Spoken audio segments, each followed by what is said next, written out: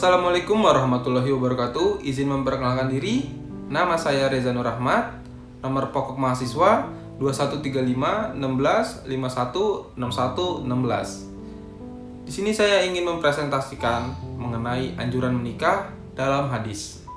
Di dalam Islam, menikah merupakan sebagian dari perintah yang Allah Subhanahu wa taala berikan bagi hambanya serta sangat dianjurkan bagi umat Rasulullah Shallallahu alaihi wasallam, yaitu anak laki-laki dan perempuan yang sama-sama mencintai karena ridhonya Allah agar tidak terjerumus pada jalan yang buruk, yaitu zina serta sunnah Rasulullah Shallallahu alaihi wasallam.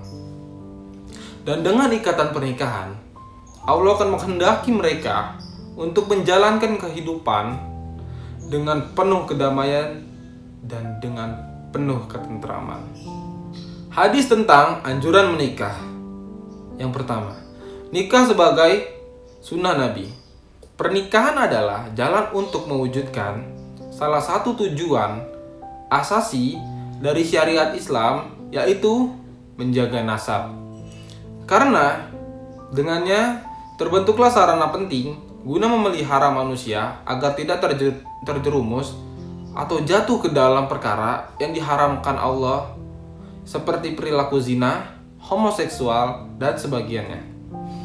Melalui sejumlah redaksional dalil dapat kita temukan motivasi menikah yang mana merupakan bagian dari kehidupan para nabi atau yang dimaksud dengan sunnah nabi.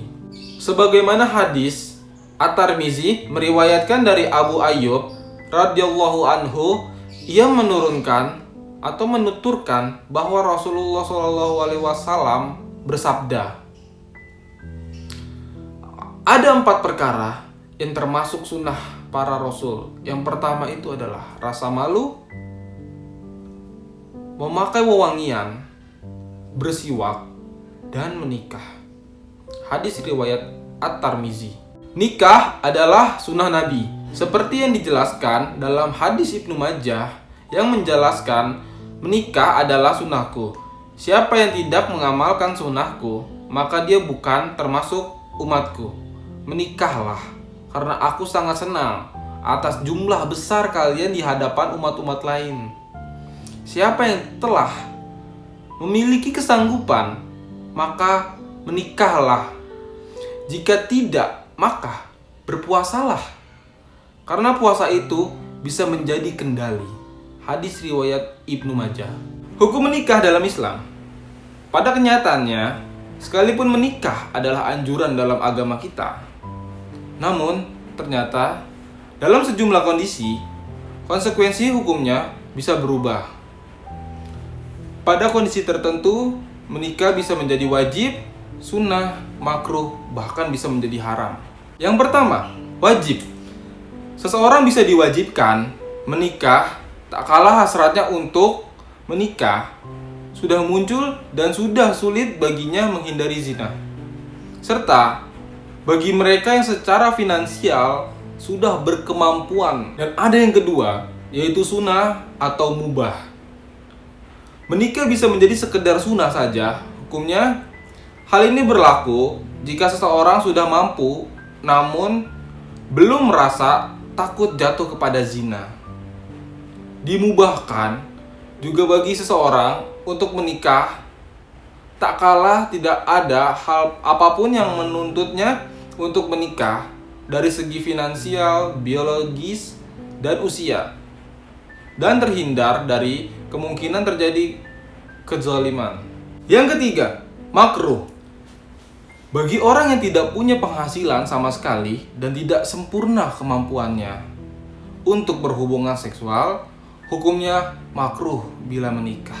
Yang keempat, haram. Hukum haram dalam pernikahan bisa muncul dikarenakan banyak hal. Di antaranya adalah jika seseorang tidak mampu secara finansial dan sangat besar kemungkinannya tidak bisa menafkahi keluarganya kelak. Tidak adanya kemampuan berhubungan seksual juga menjadi faktor diharamkannya pernikahan. Pernikahan juga bisa menjadi haram jika syarat sah dan kewajiban tidak terpenuhi, bahkan dilanggar. Ada banyak klarifikasi nikah yang diharamkan dalam Islam seperti nikah mut'ah atau kawin kontrak dan nikah syikhar atau kawin barter. Indikasi terjadi kezaliman dalam rumah tangga juga bisa menyebabkan pernikahan menjadi haram untuk dilakukan. Larangan membujang.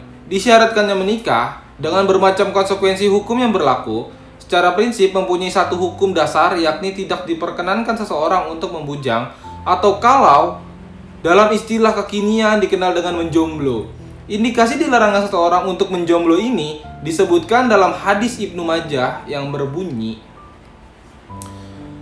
dari Sa'ad bin Abu Waqqas, ia berkata, sungguh Rasulullah SAW telah melanggar Utsman untuk membujang.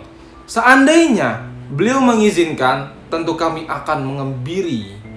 Allah akan menjamin pertolongan kepada yang menikah. Dari Abu Hurairah radhiyallahu anhu berkata bahwa Rasulullah SAW bersabda, 3 perkara yang Allah berikan, yang Allah wajibkan baginya pertolongan. Yang pertama, mujahid di jalan Allah.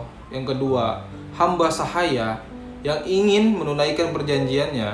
Dan 3, orang yang menikah demi menjaga kehormatannya. Hadis riwayat Tirmizi. Dan menikah dianggap menyempurnakan separuh iman. Dari Abi Hurairah radhiyallahu anhu, dan Rasulullah SAW bersabda, wanita itu dinikahi karena 4 hal. Yang pertama, hartanya. Yang kedua, nasabnya. Yang ketiga, kecantikannya. Dan keempat, agamanya. Namun dari keempat itu, yang paling utama yang harus dijadikan perhatian adalah masalah agamanya. Maka perhatikanlah agamanya kalau kamu akan selamat. Hadis riwayat Bukhari, Muslim. Dari penjelasan yang telah saya berikan, dapat disimpulkan bahwa pernikahan merupakan sunnah Nabi yang sangat dianjurkan pelaksanaannya bagi umat Islam. Hukumnya pada kondisi tertentu bisa menjadi wajib, sunnah, makruh, bahkan bisa menjadi haram. Islam memberikan rambu-rambu penting kepada umatnya tentang pernikahan, menjaga nasab. Maka, pernikahanlah yang menjadi solusi menghindari hal-hal yang diharamkan oleh agama, diberi banyak keutamaan oleh Allah. Di antaranya adalah janji, kemudahan dalam menjalankan kehidupan. Tak kalah penting, dalam Islam juga turut memberikan tips bagaimana menentukan kriteria calon pasangan yang ideal. Saya rasa cukup sekian atas penjelasan yang dapat saya berikan. Sekiranya ada kesalahan perkataan-perkataan yang telah saya ucapkan, saya minta maaf. Wabillahi taufiq wal hidayah. Wassalamualaikum warahmatullahi wabarakatuh.